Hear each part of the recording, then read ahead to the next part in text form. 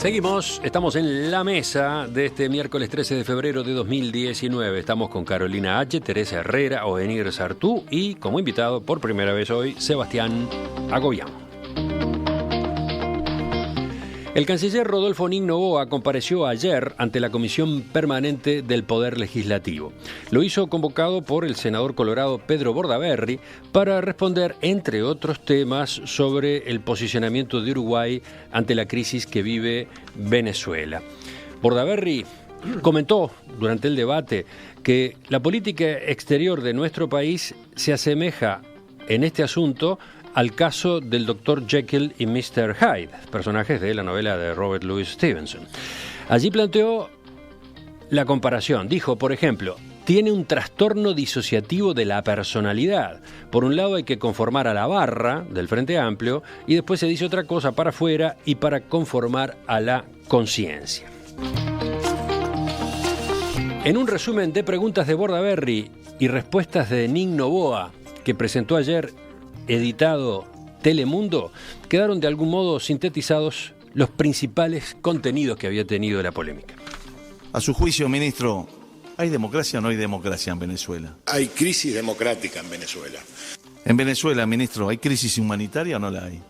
Hay crisis humanitaria porque si no, no hubiéramos adherido al mecanismo de Montevideo y al mecanismo de los países de contacto para manifestar nuestra preocupación. Maduro, a juicio de nuestra Cancillería, del señor ministro, ¿es un gobernante legítimo? Maduro es un gobernante elegido por 9 millones de votos, el 31% de los votos del total del padrón electoral. Trump tuvo el 27%, Theresa May el 29%, Pedro Sánchez el 15% y Emmanuel Macron el 11% del padrón electoral. Ministro, ¿hay presos políticos hoy en Venezuela o no? Sí, hay presos políticos en Venezuela. A la salida de la sesión en conferencia de prensa, Nin Noboa enfatizó que Uruguay condena la existencia de presos políticos en Venezuela y sostuvo que quien sugiera que nuestro país quiere presos políticos allá es un miserable. A nosotros no nos gustan los presos políticos de ningún signo ni de ninguna especie y hemos reclamado en muchísimas oportunidades la liberación de los presos políticos, el respeto pleno por las instituciones, porque nos llaman, porque nos piden, porque la comunidad internacional nos pide. Uruguay da su opinión allí, pero nadie puede suponer que yo estoy de acuerdo con los presos, con que haya presos políticos en un país. Eso la verdad que es muy miserable. De esa manera respondía a declaraciones formuladas en el fin de semana por el director ejecutivo de la División Américas de la organización Human Rights Watch, José Manuel Vivanco, que había utilizado ese término, miserable, basándose en lo dicho por el canciller Nin Noboa en la entrevista que concedió el viernes aquí en Perspectiva luego de la reunión interejecutiva del Grupo de Contacto Internacional. Durante el debate en sala, Bordaberry también aludió a aquel reportaje y opinó que el gobierno estaba celebrando como un éxito diplomático que se hubiera logrado eliminar la exigencia de liberación de presos políticos, que era uno de los puntos impulsados por la delegación de la Unión Europea. Presentar como un éxito eso realmente no lo entendemos ni lo compartimos, dijo Bordaberry. ¿Siguieron esta sesión del Parlamento ayer de la Comisión Permanente? Sí, sin duda, ¿no? Fue una sesión interesante, ¿no? Donde, bueno, lamentablemente se sigue poniendo en tela de juicio el rol de Uruguay, ¿no? Creo que el rol de Uruguay, que ha sido ajustado al derecho internacional, ha sido el rol de llamar al diálogo, porque no hemos tenido una neutralidad, como se dice por parte de la oposición, donde nosotros nos paramos en el medio y que no pasa nada. Es una neutralidad activa, a diferencia muchas veces de la neutralidad que hemos tenido lamentablemente como país, cuando el herrerismo y los sectores del Partido Colorado, del riverismo, apostaban una neutralidad, mientras que Hitler y Mussolini arrasaban Europa, o también la lamentable actitud de Uruguay callando contra la dictadura de Pinochet y la de Stroessner en el primer gobierno de Sanguinetti. Nosotros no nos posicionamos a favor de Maduro. Entendemos que Maduro y en Venezuela hay lamentablemente una crisis institucional muy grave, hay falta de democracia, hay presos políticos. ¿Hay dictadura? Hay presos políticos donde el canciller Rodolfo Nin Noboa lo planteó, y sin duda tenemos hoy por hoy una crisis institucional muy grave donde tenemos un presidente autoproclamado, ¿no?, que también no es parte de toda la oposición, no nuclea toda la oposición, porque en Venezuela no se puede plantear la necesidad que, por un lado está Maduro, el ejército, y por el otro lado está la oposición y el pueblo. No es así. Quienes estamos en Venezuela y quienes no estamos ni del lado de Maduro ni del lado de Guaidó, y conocemos la realidad de Venezuela in situ, vivimos una sociedad lamentablemente dividida, donde Maduro lamentablemente tiene un gran parte del pueblo apoyándolo, y lamentablemente estas dos situaciones son dos trenes que van de choque. Y nosotros, si nos ponemos o nos posicionamos o como el grupo ideológico de Lima por un lado, o por Rusia, China y Turquía con Maduro por el otro lado, nos estamos evitando que es lo principal, que el pueblo venezolano, que es el que sufre, y que estos dos trenes van a chocar, y nosotros tenemos que evitar la guerra civil. Sebastián acaba de hacer un resumen de la posición justamente de la Cancillería, ¿no? Casi textual, incluso con términos que el propio Nick Noboa ha empleado. ¿Los demás qué dicen? Carolina. No, a mí me parece, o sea, qué difícil que debe ser para un frente amplista moderado, yo creo que para cualquier frente amplista de a pie, para la mayoría, me animo a decir, tener que defender la posición de la Cancillería uruguaya. Para mí, yo no lo entiendo, la verdad que me cuesta.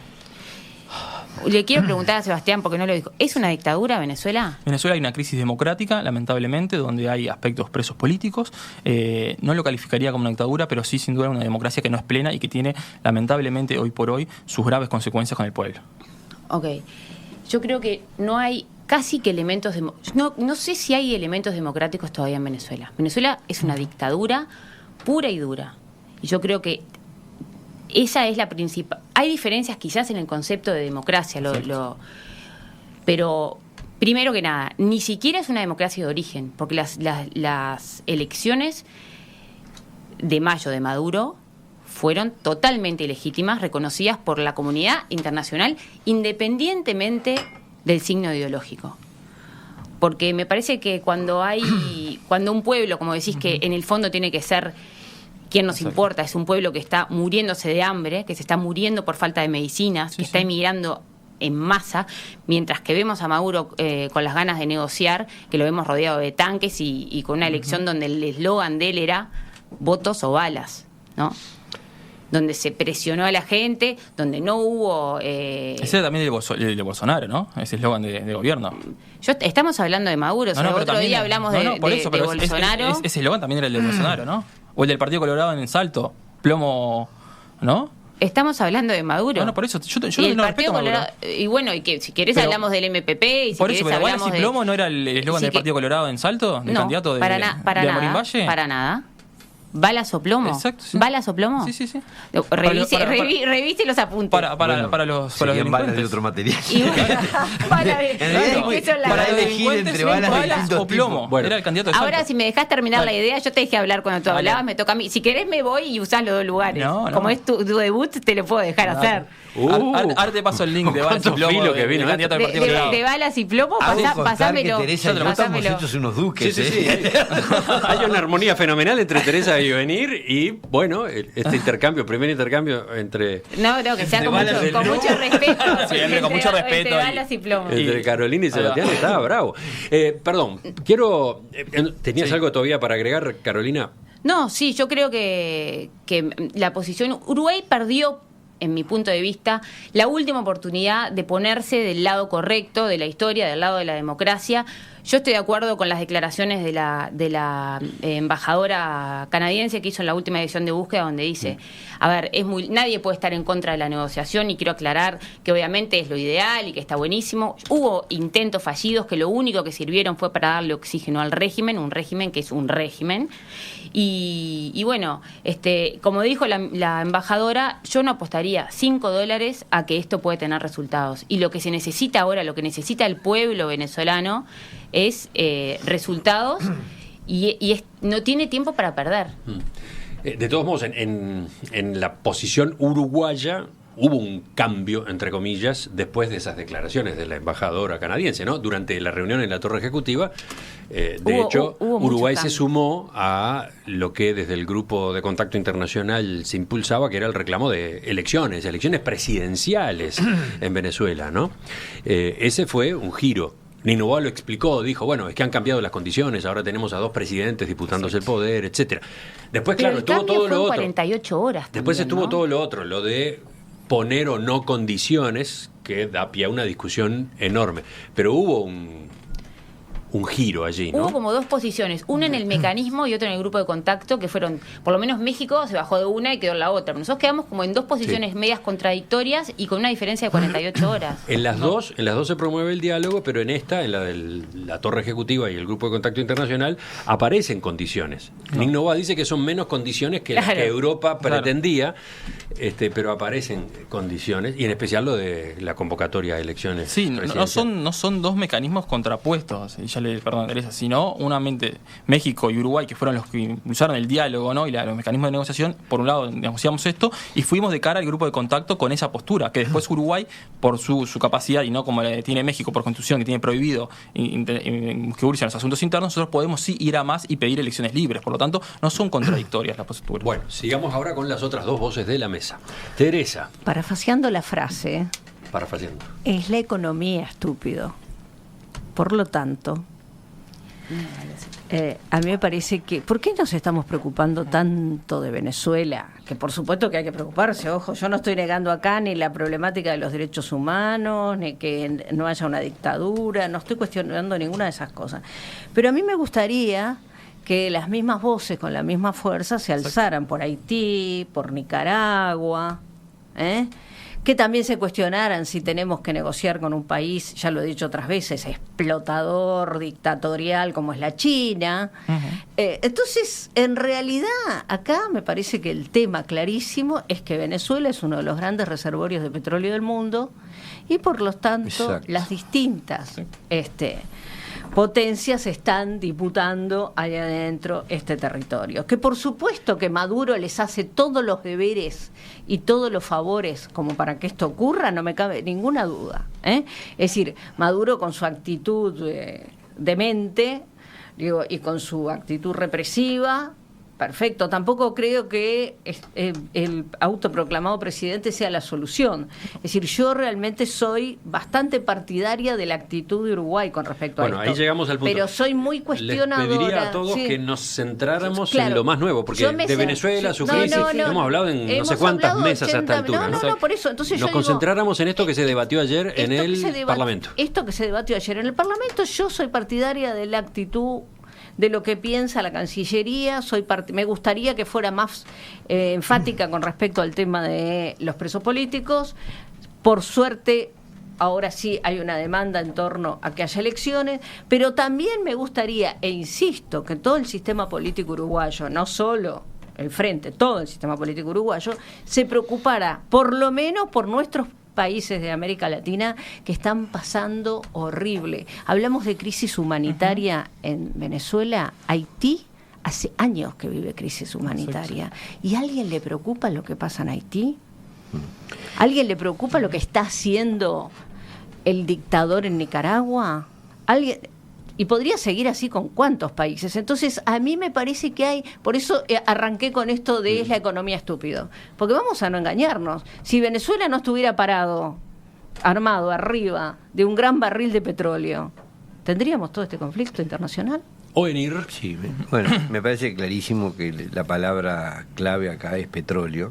Por eso el interés en Venezuela, eso es clarísimo.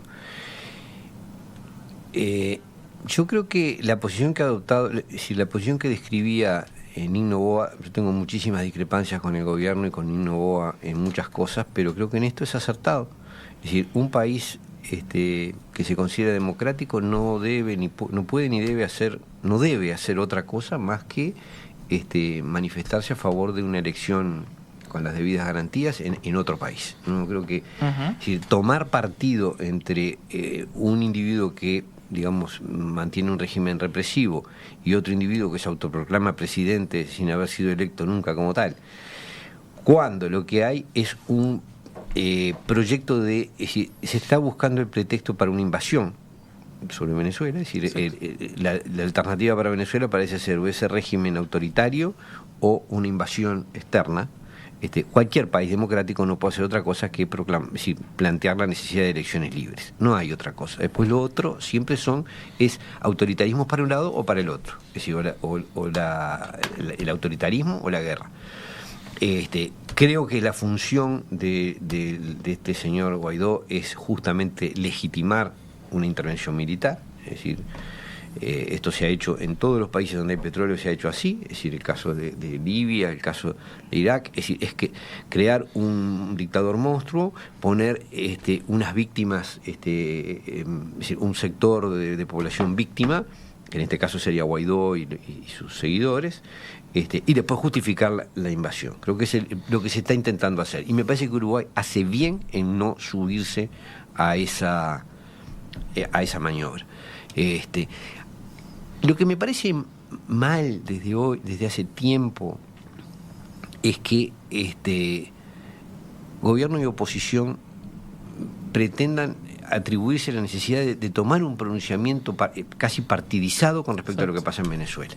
Es decir, acá la cosa es, bueno, si decís no intervención en Venezuela, sos partidario de Maduro, y si decís Maduro es un autoritario y un individuo, entonces sos partidario de la guerra. Y me parece que, honestamente, las respuestas que le dio Nino Noboa a Bordaberry fueron honestas, fueron la realidad. Es decir, sí, es así, es un régimen autoritario, sí tiene presos políticos.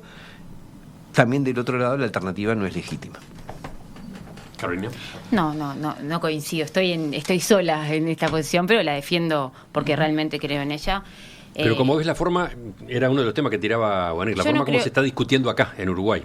No, yo no creo que la alternativa sea entre la guerra y... No creo que la otra alternativa... Yo, en lo personal, y creo que también en la oposición, no creo que haya alguien de la oposición que diga hoy, me gustaría que haya una intervención armada en Venezuela. Pero tú decís que Guaidó es un presidente legítimo de Venezuela. Yo digo que justamente para evitar... ¿no? Para evitar esa intervención o esa salida violenta, es legítimo, se puede tener, porque está avalado por la Constitución venezolana. ¿Es legítimo autoproclamarse presidente? Pero la Constitución venezolana, o sea, él no se autoproclamó presidente. ¿Cómo no? El mecanismo está previsto. ¿Quién lo votó como presidente? Pero cuando se muere un presidente, ¿quién votó al vicepresidente? Pero no se murió, el presidente está ahí. No, el presidente está ahí, pero es fruto de unas elecciones que fueron totalmente ilegítimas. ¿Pero quién lo dice? ¿Quién lo dice? Guaidó Parte lo de la dice. oposición. Entonces, lo dice hay parte de la oposición que se presentó a esas elecciones. Hay una falta de lógica en el asunto. Es decir, para me sacar parece. a un dictador, ponemos a un delirante que se autoproclama o que lo proclaman de afuera. Pero es lo mismo, no es un delirante que se autoproclama, es el presidente de la Asamblea Nacional, ¿no? Que es el único cuerpo elegido democráticamente en Venezuela, reconocido por Uruguay también, eso creo que lo reconoció el propio NIN. No. ¿Sí? No. ¿Que tiene legitimidad democrática? Sí. Sí, él sí, pero no es la única elección. Maduro, nos guste o no, se presentó a elecciones con la oposición que se presentó a elecciones y las ganó. ¿Con todos los líderes presos? No con todos los líderes presos, con parte de la oposición que se presentó. A ver, elecciones con todos los líderes representativos presos. Elecciones con presos políticos hubieron hace poquito en España.